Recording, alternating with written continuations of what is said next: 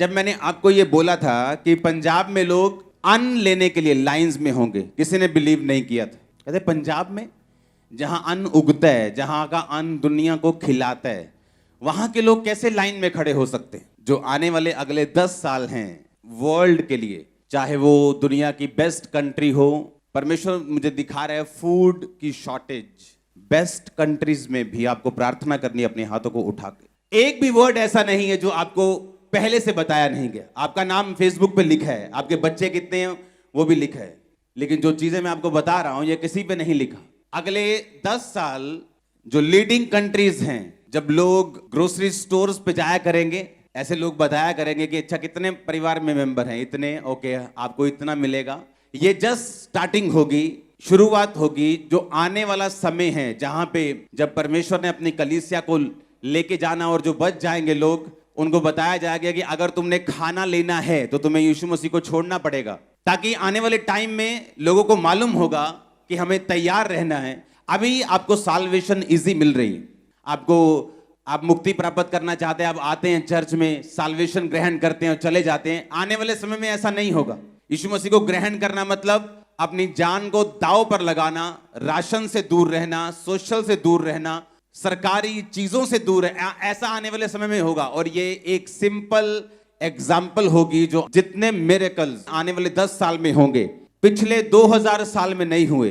मैं आपको बता रहा हूं, सिर्फ 10 साल में इतने मिरेकल्स होंगे, इतने लोग सेवा के लिए उठेंगे। अगले 10 साल में आप हैरान हो जाओगे। जो ढीठ सोल्स हैं, जो ढीठ प्रजातियां हैं, अगले 10 साल जो इस धरती पे होने वाला है, वो भी परमेश्वर के सामने घुटने टेक देंगे। आप बोलोगे ऐसा क्यों होगा? ऐसा इसलिए होगा कि जैसे जैसे ये अंत के टाइम, अंत का घंटा नजदीक आता जा रहा है, परमेश्वर ये चाहता है कि उसकी जो मैजेस्टी है, उसकी जो हॉर्न जिसको बोलते हैं, उसकी जो पावर है, उसकी जो प्रेजेंस है, वो लोगों को मालूम हो।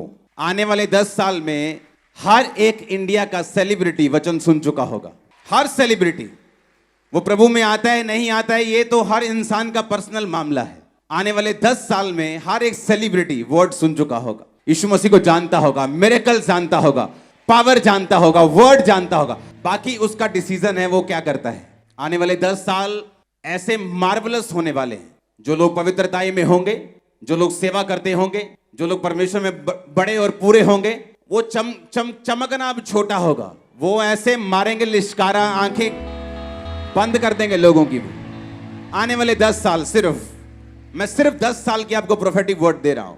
जस्ट 10 ईयर, आने वाले 10 साल। शॉर्टेज अच्छी चीज नहीं, लेकिन ये होगा, पवित्र आत्मा कहता है। देशों के साथ, 1-2 देश नहीं, बहुत देशों के साथ फाइट करेंगे, बल्कि देश खाने के लिए। आपको हाथों को उठाना है कि परमेश्वर तेरे लोगों को तू बचा, देशों को बुद्धि दे, इन समयों में तेरा सुसमाचार तेजी से फैले।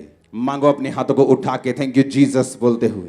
अगले 10 साल हमें तैयारी करनी है। अगले 10 साल में अगर आप खड़े रहे और सेकंड आप परमेश्वर की सेवकाई में रहे, हाँ, जितना भी हो सके। एक पास्टर की तरह तो हर कोई सेवा नहीं कर सकता, लेकिन अगले 10 साल अगर आप उस चीज में रहे, मैंने कहा चमकना छोटी बात है, आप लिश्कारा मारेंगे जबरदस्त।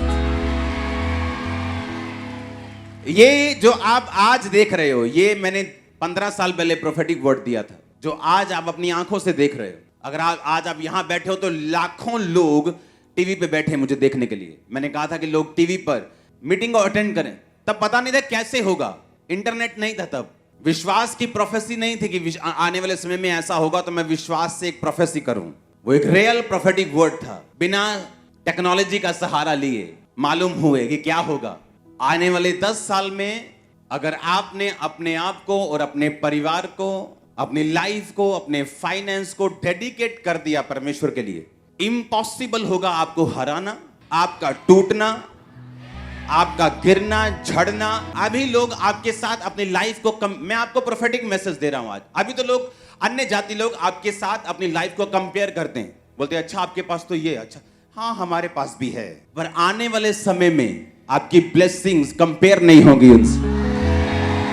मैं आपको सच कह रहा हूं, वो ब्लेसिंग जो मूसा ने अजगर बनाया लाठी को, कहते हम भी बना सकते हैं। उन्होंने भी बना दिया। मूसा का अजगर उनके अजगर को खा गया। उन्होंने कहा मूसा ने कहा पानी को लहू बना सकता हूं, बना दिया। उन्होंने भी बना दिया। लेकिन एक टाइम आया जब वो मूसा को कॉपी नहीं कर सकते। कहते ये तो परमेश्वर के हाथ का काम है, इसे हम कॉपी नहीं कर सकते। वो टाइम आपकी लाइफ में आ रहा है।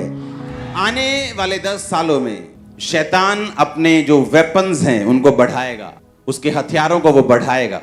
जिन चीजों में कभी लोग बिगड़े नहीं, उनमें भी बिगड़ते हुए आपको बच्चे नजर आएंगे।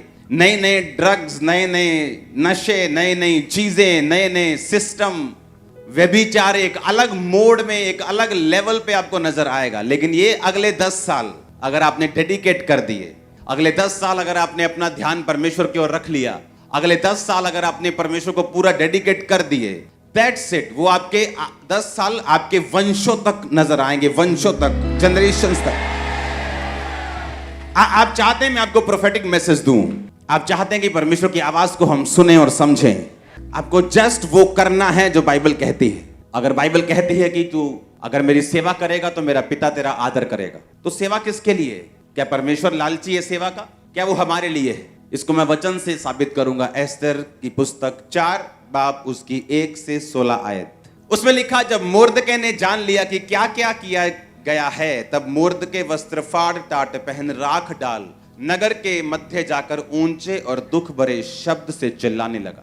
जब मोर्दके को मालूम हुआ कि मेरी सारी जाति को हामान नष्ट कर देगा राजा की आज्ञा पाकर, तो बाइबल कहती वो चिल्लाने लगा, रोने लगा, टाट पहन लिया। अब हम पढ़ेंगे 5 आयत में लिखा, तब एस्तर ने राजा के खोजों में से एक को, जिसे राजा ने उसके पास रहने को ठहराया था, बुलाकर आज्ञा दी कि मोर्दके के पास जाकर मालूम करे कि क्या बात है। हमें मालूम है कि राजा ने उस चिट्ठी पर अपनी मोहर लगा दी कि जाके सारे यहूदियों को, जितने भी इस देश में यहूदी हैं, सबको खत्म कर दिया जाए। किसी ने चुगली कर दी कि यहूदी लंगर नहीं खाते, प्रसाद नहीं खाते, राजा किसी भी टाइम तेरे खिलाफ हो सकते हैं, इनको मारना जरूरी है। राजा हमान की बातों में आके मरवाने के लिए चिट्ठी पे साइन कर दिए। जब चिट्ठी पे साइन हुए तो मोर्दके जो एक वफादार सिपाही था राजा का, वो यहूदी था और वो रोने लगा और टाट पहन लिया। जब रानी को मालूम हुआ तो रानी ने कहा तू क्यों रो रहे? तो उसने बताया कि इस तरह की आज्ञा राजा ने दी है। 8 आयत में लिखा, फिर यहूदियों का विनाश करने की जो आज्ञा शूशन में दी गई थी, उसकी एक नकल भी उसने हताक के हाथ में एस्तर को दिखाने के लिए दी और सब हाल बताने और आज्ञा देने को कहा कि भीतर राजा के पास जाकर अपने लोगों के लिए विनती कर। तब हताक ने एस्तर के पास जाकर मोर्दके की ये बातें सुनाई। अब आगे बढ़ेंगे 11 आयत को। राजा के सब कर्मचारियों वरन राजा के प्रांतों के सब लोगों को मालूम है, क्या पुरुष क्या स्त्री कोई भी क्यों ना हो, जो बिना आज्ञा भीतरी आंगन में राजा के पास जाएगा, उसके मार डालने की आज्ञा है। केवल जिसकी ओर राजा सोने का राजदंड बढ़ाए वही बचता है। और 30 दिन से 1 महीने से मैं राजा के पास नहीं बुलाई गई। एस्तर की ये बातें मोर्दके को सुनाई गई। जब मोर्दके ने एस्तर के पास कहला भेजा कि तुम मन ही मन विचार ना कर कि मैं ही राजभवन में रहने के कारण और सब यहूदियों में से बची रहूंगी, क्योंकि जो तू इस समय चुपचाप रहे तो किसी ना किसी को परमेश्वर किसी उपाय से यहूदियों का छुटकारा और उद्धार कर देगा, परंतु तू अपने पिता के घराने समेत नष्ट होगी। और क्या जाने तुझे ऐसे ही कठिन समय के लिए राजपद मिल गया हो। तब एस्तर ने मोर्दके के पास कहला भेजा, तू जाकर शूशन के सब यहूदियों को इकट्ठा कर, तुम सब मिलकर मेरे लिए उपवास करो, 3 दिन रात ना तो खाओ ना पियो। मैं भी अपनी सहेलियों सहित उसी रीति उपवास करूंगी और ऐसी ही दशा में मैं नियम के विरुद्ध राजा के पास भीतर जाऊं, यदि नष्ट हो गई तो हो गई। जब एस्तर ने भेजा अपने बंदे को, क्या बात है कि मोर्दके, उसका जो बाप समान मोर्दके जिसने उसको पाला था, क्यों रो रहा है ये? उसने कहा कि आज्ञा निकालेगी, सब यहूदी खत्म हो जाएंगे। उसने कहा तू जाके राजा को बोल, राजा से विनती कर, तू रानी है, राजा तेरी बात को सुनेगा। उसने कहा मैं 30 दिन से राजा के पास नहीं बुलाई गई हूं, क्योंकि जब राजभवन में जाते हैं, जब कोई बंदा प्रवेश करता है, जो अगर राजा ऐसे राजदंड बढ़ाता था इस तरह से, तो वही बंदा अंदर आ सकता था। अगर राजा की मर्जी बिना तुम अंदर गए तो जो सिपाही थे वो तुम्हारा खून कर देते थे। उसने कहा मैं 1 महीने से बुलाई नहीं गई हूं, इसलिए मैं नहीं जा सकती अंदर। उसने कहा अगर तू अंदर नहीं जाएगी तो परमेश्वर तो अपनी जाति को किसी ना किसी उपाय से बचा ही लेगा, पर तू अपने घराने समेत नाश होगी। और क्या जाने परमेश्वर ने तुझे इसी दिन के लिए ही बचाया था और तुझे अंदर भेजा था। अगर हम सेवा नहीं करेंगे तो जिन रूहों को परमेश्वर ने बचाना है वो किसी ना किसी रीति से तो उनको बचा लेगा, लेकिन बाइबल कहती है कि तू अपने घराने समेत क्या होगी? नष्ट हो जाएगी। और क्या जाने परमेश्वर ने इसी काम के लिए तुझको पैदा किया, तैयार किया, तेरी प्रिपरेशन की, तेरी तैयारी की, ताकि जब ऐसा समय आए तू अपने लोगों के लिए खड़ी हो सके। जब परमेश्वर आपको कुछ करने के लिए कहता है, वो ये नहीं कि आपसे कुछ चाहता है, वो पैसा, वो ताकत, वो टाइम, वो सेवा, बाइबल कहती है वो सब कुछ आप लोगों के लिए है। अगर आज से 17 साल पहले मैंने टाइथ देने का फैसला किया, टाइथ एक हुक्म नहीं है, हुक्म से पहले वो एक कवनेंट है, वो एक वाचा है। आज मैं अगर ब्लेस हूं तो उसी वजह से हूं। उसने कहा कि अगर तू सेवा नहीं करेगी, अगर तू लोगों को नहीं बचाएगी, तो परमेश्वर किसी ना किसी उपाय से लोगों को बचा लेगा, क्योंकि उसी यहूदियों में यीशु मसीह का वंश था। तो परमेश्वर तो अपने वंश को बचा लेगा ताकि यीशु मसीह का वंश नाश ना हो और आने वाले समय में लोग बचाए जाएं, पर तू अपने घराने समेत क्या होगी? नाश होगी। जब परमेश्वर हमें कुछ करने के लिए कहता है, वो सेवा हो सकती है, वो किसी भी तरह का काम हो सकता है, उसके जरिए एक्चुअल में परमेश्वर हमें ब्लेस करना चाहता है और अपने हमारे घराने को वो आशीषित करना चाहता है। उसने कहा तू अपने पिता के घराने समेत नाश होगी, तेरा पूरा घराना नाश होगा, लेकिन लोग नाश नहीं होंगे।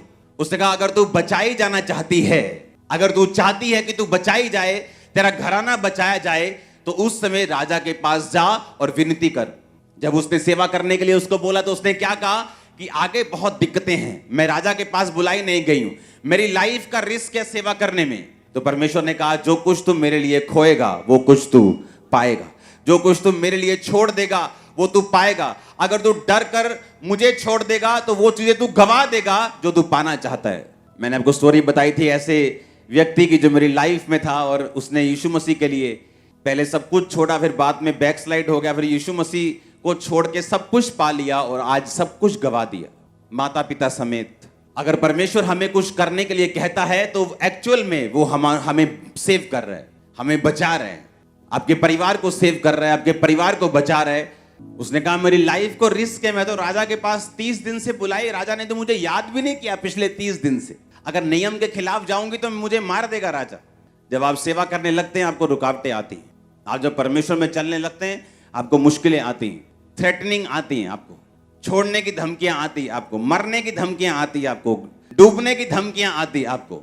फिर परमेश्वर देखता कि आप उन धमकियों के बारे में ध्यान रखेंगे और अपने आप को बचाने की कोशिश करेंगे या परमेश्वर में अपने आप को डुबोने की कोशिश करेंगे। अगर आप परमेश्वर के लिए अपने आप को डुबोने की कोशिश करेंगे वो आपको तैरना भी सिखाएगा, ऊंचा होना भी सिखाएगा। और अगर आप परमेश्वर को छोड़ देंगे कि मैं मर ना जाऊं, तो वो लाइफ जाने वाली, वो फाइनेंस जाने वाला है, वो परिवार भी जाने वाला, उसे कोई रोक नहीं सकता। फिर एक्चुअल में परमेश्वर उन्हीं को ब्लेस करने के लिए आपको ये कहता है। उसने कहा मैं बुलाई नहीं गई हूं, क्योंकि जब आपको सेवा करनी होती है आप उसे आराम से नहीं कर सकते, आपको चैलेंजेस आएंगे, वो चैलेंजेस लाइफ पर भी बना सकते हैं, वो चैलेंजेस कई तरह के हो सकते हैं, वो चुनौतियां कई तरह की हो सकती हैं।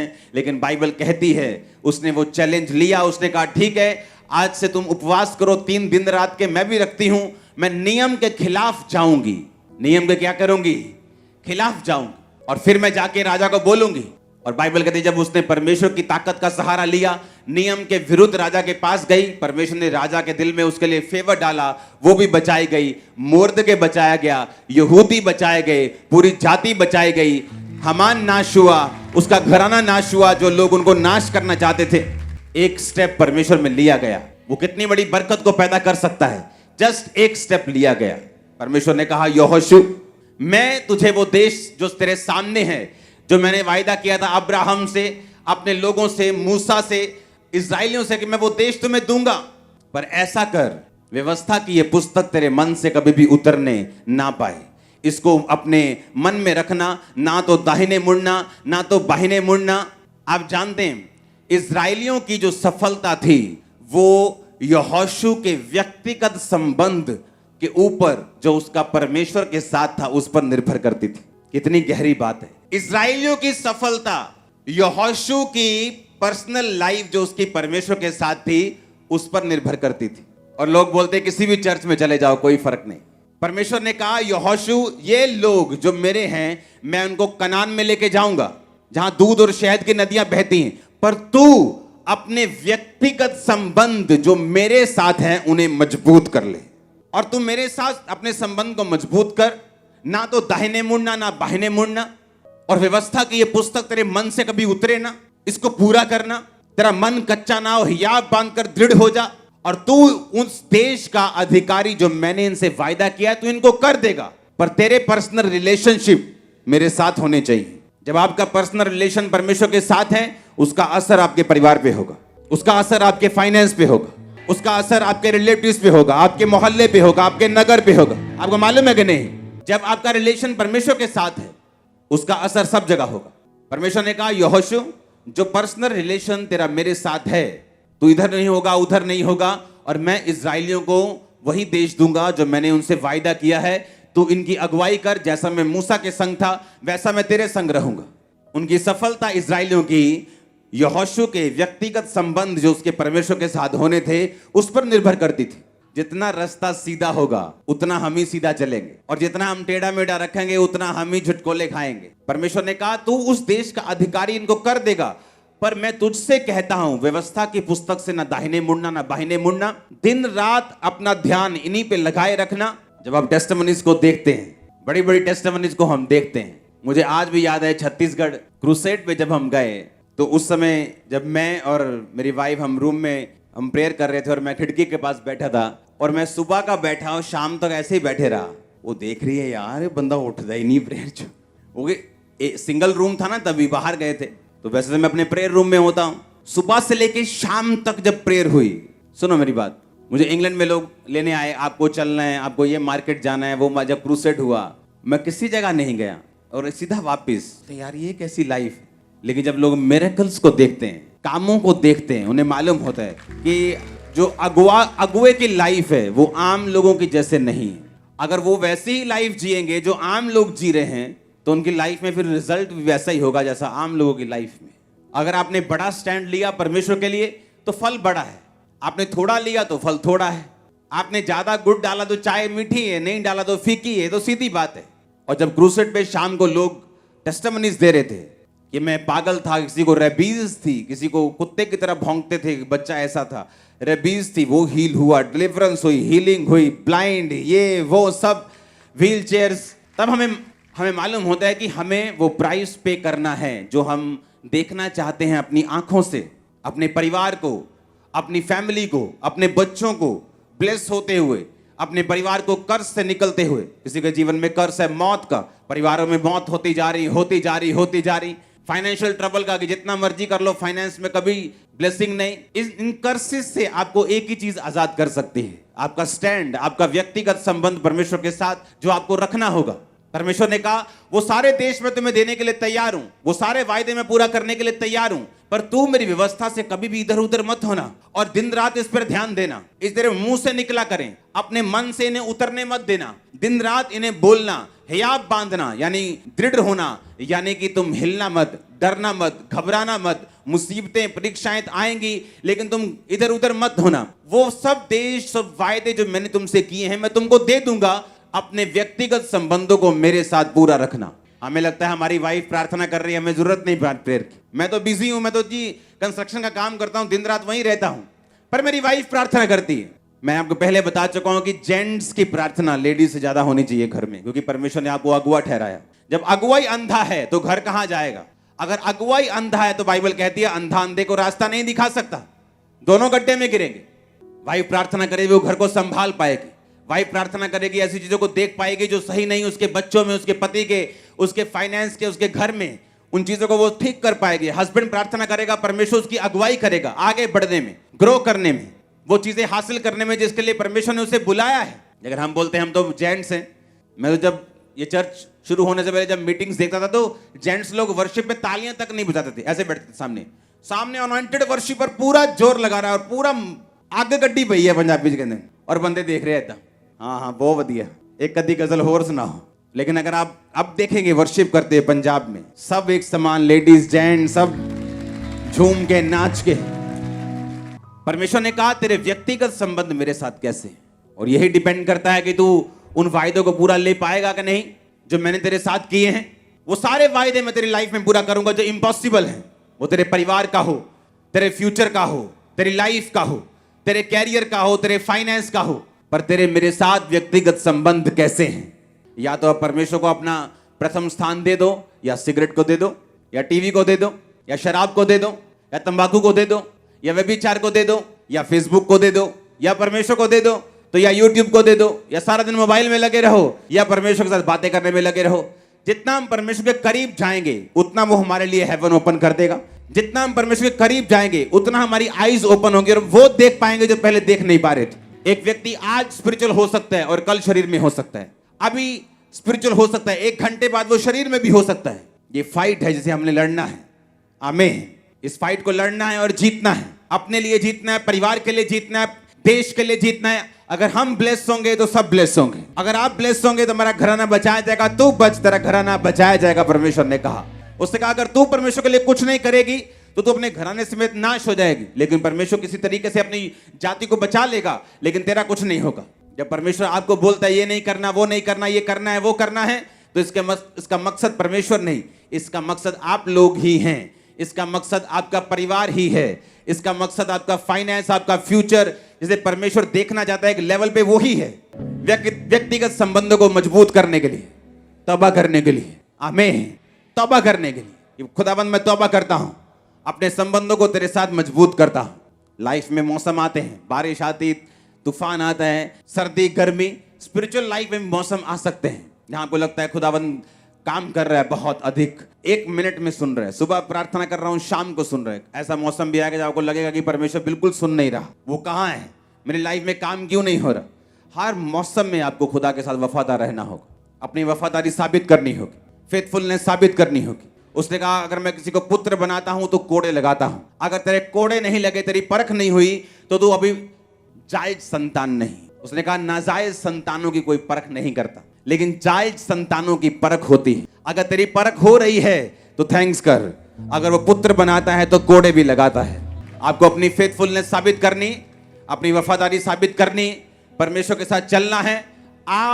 मैंने लोगों को देखा है जब वचन मालूम नहीं होता तो उनके सवाल भी, उनकी प्रेयर रिक्वेस्ट भी मूर्खता से भरी होती।